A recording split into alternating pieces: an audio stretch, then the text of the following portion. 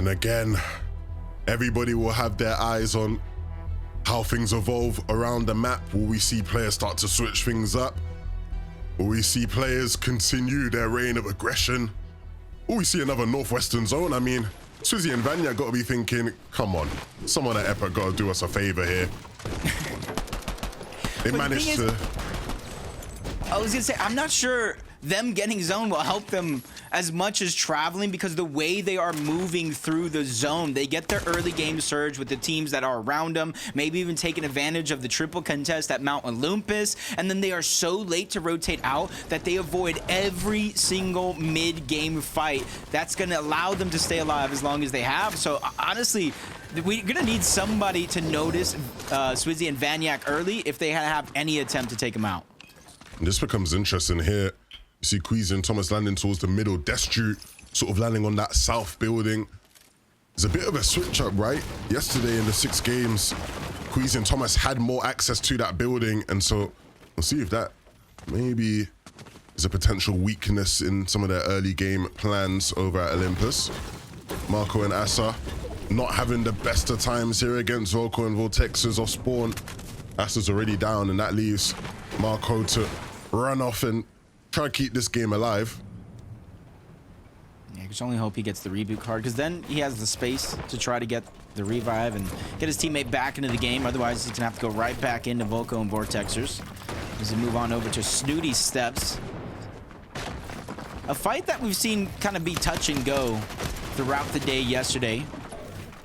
Some of them 50-50 straight out of the gate, others being so prolonged that kind of both teams survive with very, very minimal surge, and it does look like Sky and Scroll are looking to just be a little bit more aggressive in this game. They want to try to get these early eliminations, get the 6 points per instead of 4, try to climb up the leaderboard, because 244 points, that's not a bad place to start the day.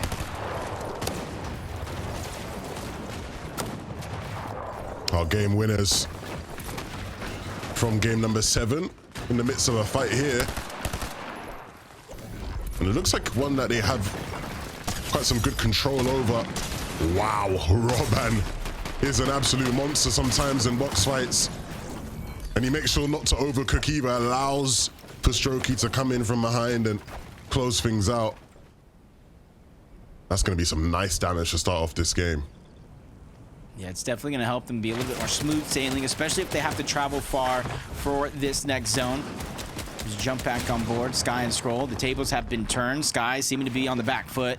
That's Tayson on the other side that's looking to get a little bit more aggressive. That wasn't the original team that Sky and Scroll were actually fighting to start this game off. It was a third party. They wanted to interrupt it and really try to take advantage. Unfortunately enough, all they've really been able to do is separate Sky and Scroll, which if they could take advantage of this separation will be good. Otherwise, it looks like they have reunited. Tayson Kami looking to try and get some early damage off, get a leg up in this fight. And again, just wary to make sure he keeps an advantage when it comes to the angles, doesn't want to overextend, give them anything to work with. Very, very minimal angles, and you see them playing very, very careful. They know how contested that drop actually is, as Vidil just gets a huge beam on an opponent.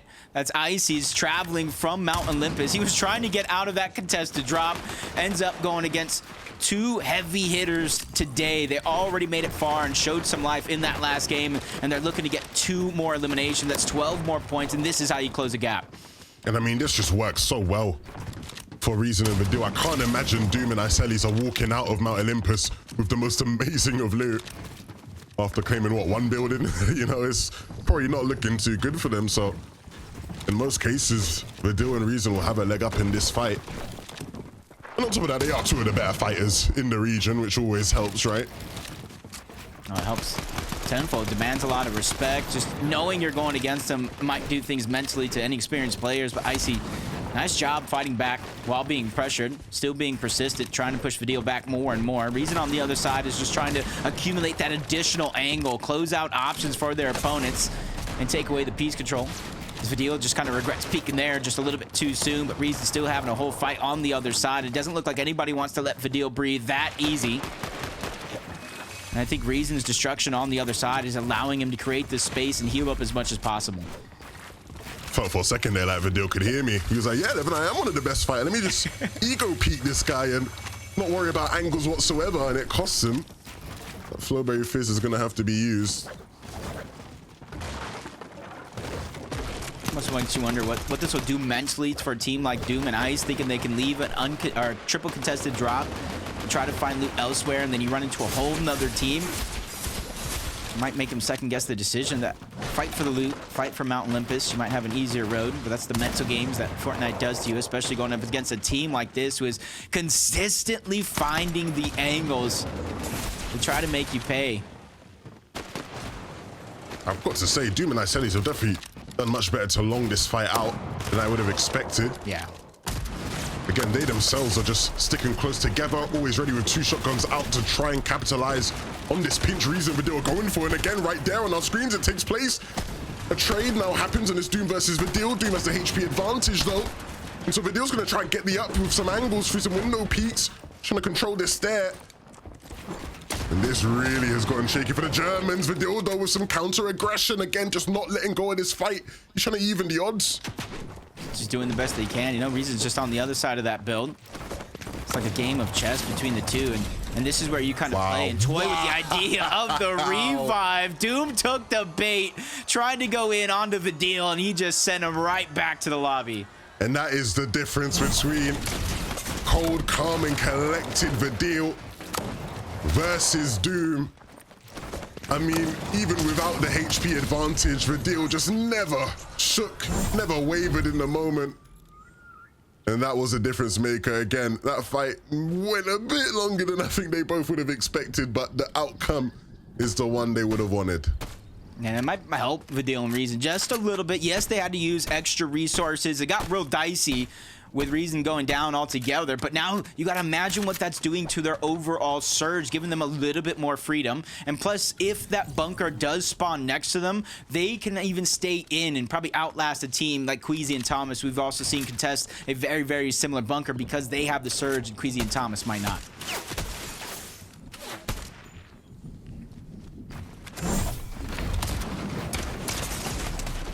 Ooh, we got some action over towards Lavish Lair. Noms in the midst of a fight here. And it's one that they look like they're going to be winning, yeah. Nicely closed out. I think any team by now has to learn, if you're landing in and around Lavish Lair, they're uncontested, so they're going to look for that surge. And again, a much easier fight than the one they tried to get onto Jakey and Twy last game. That damage could be the difference between them having a good mid-game now compared to the shaky one they had in game number 7. They start to slowly but surely build up that confidence. It's only one elimination, so they know somebody is a solo running around here. We know in the minimap it's probably that player moving towards the west, deep in his zone, that's trying to get his reboot, but they spot out a whole nother team. And this is where they have decisions. They're in zone, they're on the edge, not too many other teams in this distance. If they wanted to take the fight, ideally it would be isolated except for maybe one other team in the distance. Ooh. Things got very messy here over at Snooty. Sky looking to pick up the pieces as Scroll is no longer here. But a reboot will come off. Yeah, and it's Tayson and Karmi that's in the distance. You got to imagine they had something to do about Scroll going down, and they got to start to hear this reboot as well. So even though they have to rotate to the zone themselves, they have the option to kind of take their time, stagger it out just a little bit, and try to gatekeep Scroll and Sky, try to double up on those eliminations. But from one side of the map to the other, you know how active a lobby like this can be, especially with so much on the line. Destru just trying to run, and that's the other side of that Mount Olympus. All those Mount Olympus teams really struggling to get anything in these games. I mean, all of them looting up and leaving and running into teams who just do not want to play any games with them. And that'll be nice for Voltx and Cool, who did, again, much better than I think most people would have expected after day one. See Storm Surge being a little bit later on. Yesterday we were seeing it sometimes in zone 4. typically in Zone 5 throughout the weekend. It does look like we're going to get Zone 5 Storm Surge, so you do have some more time to kind of prepare.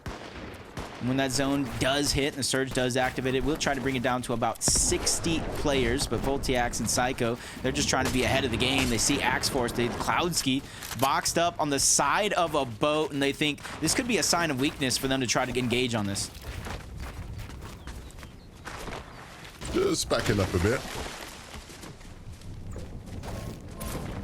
I was curious about how they would get their surge, right? Because Voltiax and Cool landing sort of all the way in the bottom right of the map, to the east of Brawler's Battlegrounds. If I'm being honest with you, Jacob, I did not expect to see any team doing well out of that spot. It's such a tough spot to play out of. But they've been doing very well from there.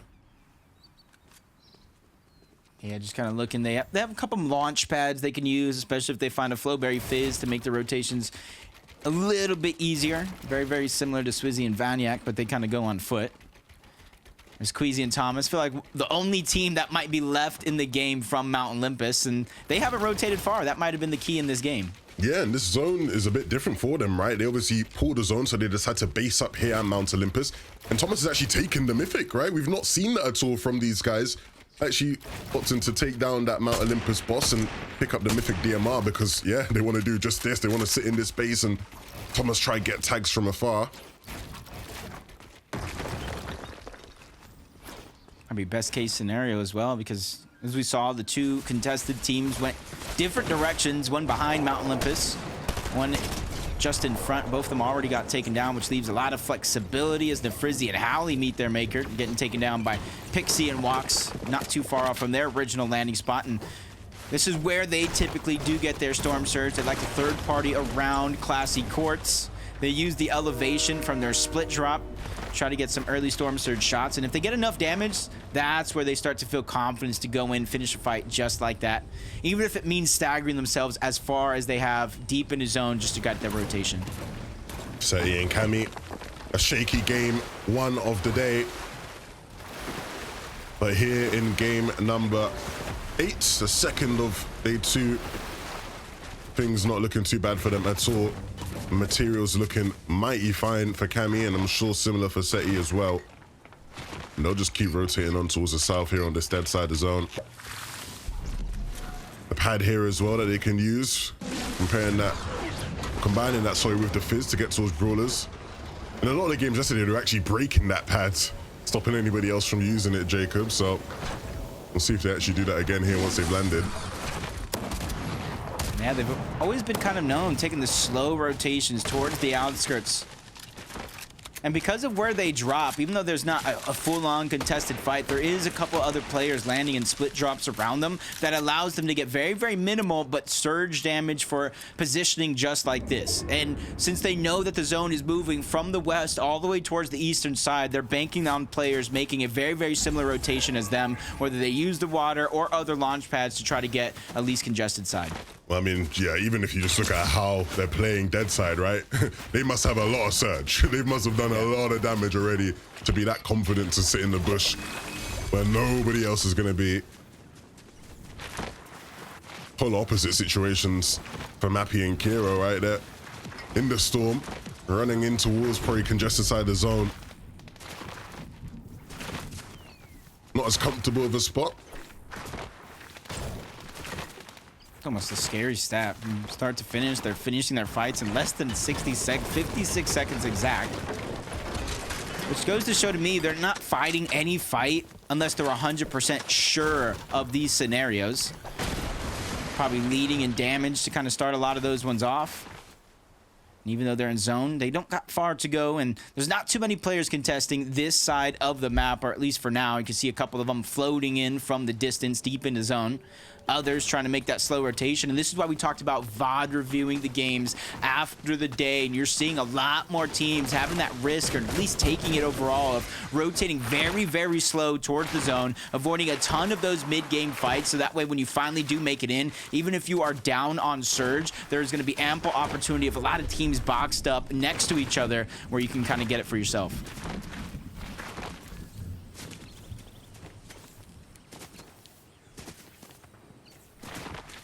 True Lex and Chicho's a team that kind of made a lot of those Surge towers popular, building them so high in the sky.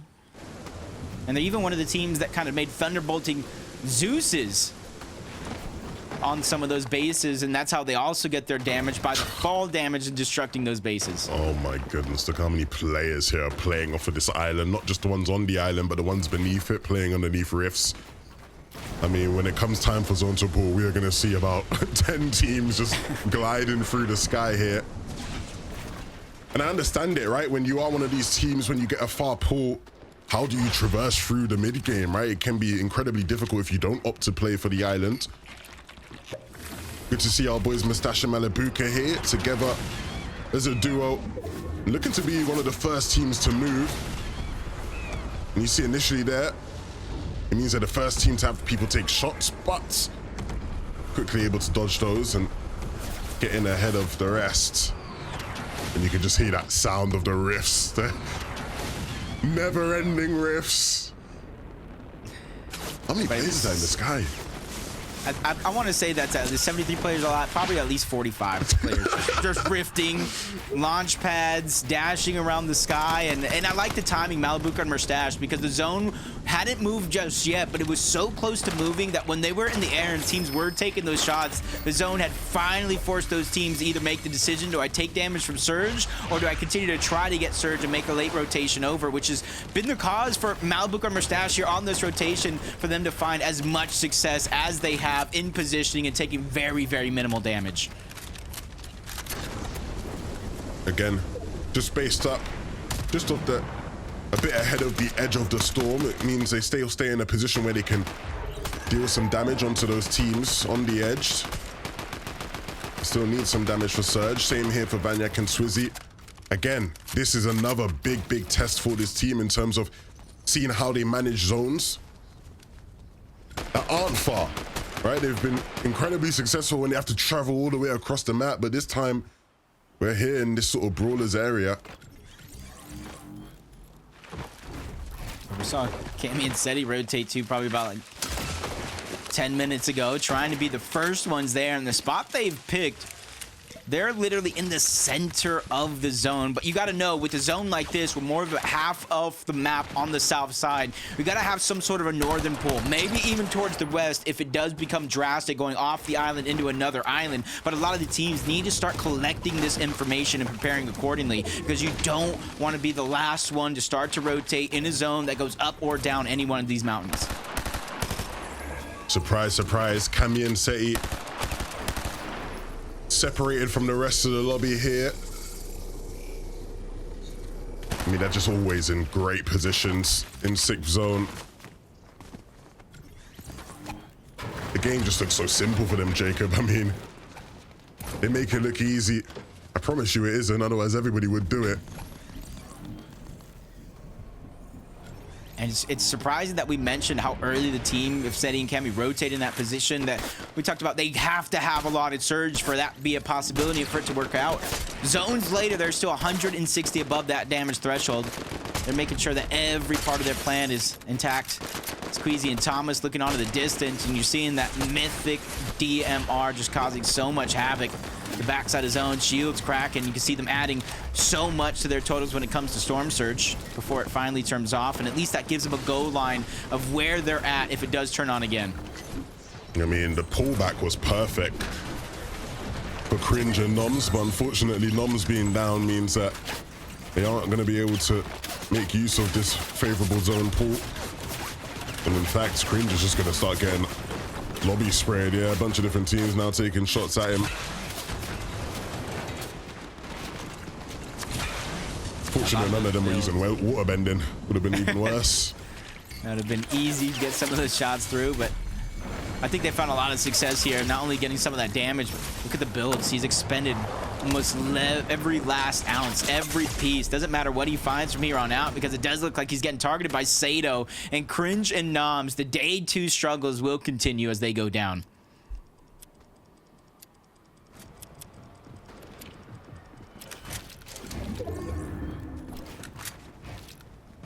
Jump on board Robon and Axe Force. Starting the day off spectacular with a big win. And a win to where they only really had to be patient. let the players down low, take each other out, and they can just slide smoothly into a win, bumping up to about 333 points, especially thanks to some of those eliminations and 2 teams going down worth of placement so far. And you kind of look at the leaderboard there on the side, that placement points have just now begun to set in. So going down here at this stage of the game with how much you've played so far would be a nightmare.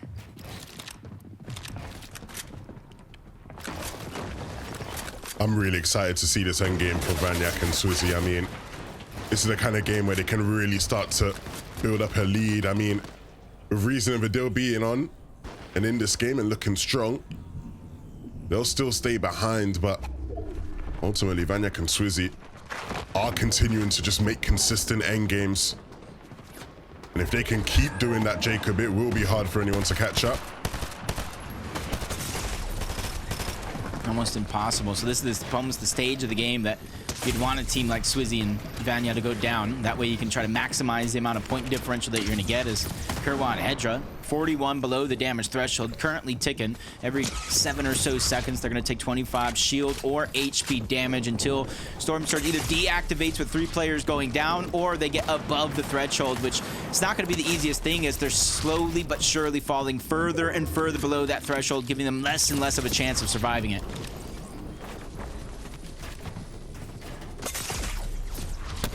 This is a really tough spot to be in, yeah. Try to get some shots off when players rotating, but lack of players around them makes it really hard. CZB and Nathan come strolling through, but they ain't got the HP to fight yet. They will just get taken out. Kerwin doing his best to fight with that banana pops. And the Navarro might get some free loot here as a result of that one. And look who's posturing for height, Jacob. Okay, Kami and Seti. We've been bigging them up this game because the setup just looks so perfect from the mid game. And they are just barely above Surge, but sitting here on top of height means they'll get opportunities to deal that damage. Yeah, see right there. Finn Navala coming through. They'll be able to get some tags off on that if possible. Mustache and Malabuka down there as well. They gotta be careful. Malabuka actually getting taken down. Man, because of where the actual landscape is, players are going to have to choose to go in between crevices, in between mountains. So there's going to be few and few people as this zone continues that will be able to look up and try to contest a team like Seti and Cammy. But there is one right here, Swizzy and Vanyak, that I feel like have everything in their arsenal ready to contest, but with how well they've been playing so far on a consistent basis, just kind of going through from one zone to the next, using the wings, combining it with the Flowberry Fizz that can cover so much distance like this, making the rotations was the easiest in the lobby so far. What a rotation, that was super clean. The wings get them into a nice spot. And again now, gives them an opportunity to build that top out, maybe find some opportunities for refreshes. Reason and Vidil again eagerly looking around for players to capitalize on as well, and I think they've spotted some potential targets. Vidil again being his aggressive self, just dropped down onto the wall instantly. Reason urging him to come back up. Yeah, just on the side of the mountain, everybody just trying to sprinkle and waterfall down, recycle as many of the builds as possible, because you see almost everybody is running thin on those materials, and as soon as Roban goes for a little bit of a peek, tries to make a play, he instantly regrets it. That was Vanyak and Swizzy who start to aggress on that situation. A lot of damage being dealt. They're looking for the elimination, but things turn sideways. Swizzy dropped down to 47 HP until he's eventually knocked down altogether. You see him instantly passing on over those resources because he knows Vanyak cannot be the hero and save the day, at least not for now. And we praise them for their aggressive play style, but that is sometimes how it goes for you. You can overheat, you can overcook. And so now we're in another game watching to see whether or not Vanyak can get another solo clutch. These are the moments right here that a champion is made in Vanyak, to where he's just outlasting these solo points, where this is an opportunity for everybody to really pick up the pace and try to close the gap. Vidil goes down. Reason is hunting for eliminations, trying to get the resources, even if it means staggering himself back in the outside of zone. Yeah, Reason doing his best now to clutch up. And I mean, it's a nice spot for him to be in as he gets up the hill. A lot of players still down there. Oh my goodness, yeah. No solo clutch for Vanyak. It will be Cammy and Seti to take him out. Queasy left alone with no HP, and he will eventually fall as well. Everyone just dropping like flies. and Seti and Cammy are the real beneficiaries of this one. The zone pool was perfect for them to just sit above as everyone scrambles up this hill. Mappy, another solo that gets taken down. And it's finally a game where Veno and Tayson look like maybe they can squeeze some good points out of this one. Yeah, it's the top 10 where you get half of the points. It's the top 5 where you get 75 or more % of those points. So everybody here in this game is just making every single second worth it, especially Seti and Cammy on the high ground. Even without the water bending, they're putting down an immense amount of pressure, forcing everybody down here to interact with one another instead of looking up. Loving what I'm seeing here from Tayson and Veno. A nice find. And those materials will just keep them pushing, right? The goal is to here get to the 2v2 situation and then try and beat Seti and Cammy out on height.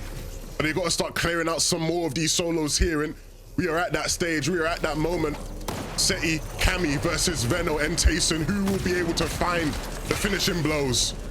Cammy's just not scared. He's ready to drop down, forward, in and out of the zone, but there's a lot of space being commanded by Veno and Tayson on the low ground. But the inevitable will happen. These two teams will drop down low, but Cammy, he's taking most of the damage. Great shots by Veno, and he finally seals the deal, taking down Cammy, but he's in a 1v1. Tayson gets traded out, but easy peasy for Veno as he closes out the game. Veno has been in many 1v2s against Seti and Cammy. He knows that feeling, he's been here before, and he won't let that moment pass him by again. A big win, a statement win for Veno and Tayson. And that is how you really pick up the pace and start to build that momentum. And it was you, it was Minnie, it was Frankie on the desk talking about, do we press the panic button? How early is too early? Well, Veno, he probably went over to your house, he heard you talking, he took that panic button, he threw it right out the window. He said, nah, not in this major. No panic button for us. I mean, that is huge for them, right? Talking to Veno before the competition today, he did not sound in high spirits, right? He was starting to feel quite down about the situation that they are facing. And it's good to see here in game 8, they get the right cards dealt to them and they play the game perfectly. A big win here for Veno and Tayson. And surely now, again, that keeps them fighting in this competition, Jacob. And that's what day 2 is about. Can you have that pop-off game that pushes you into the top 10?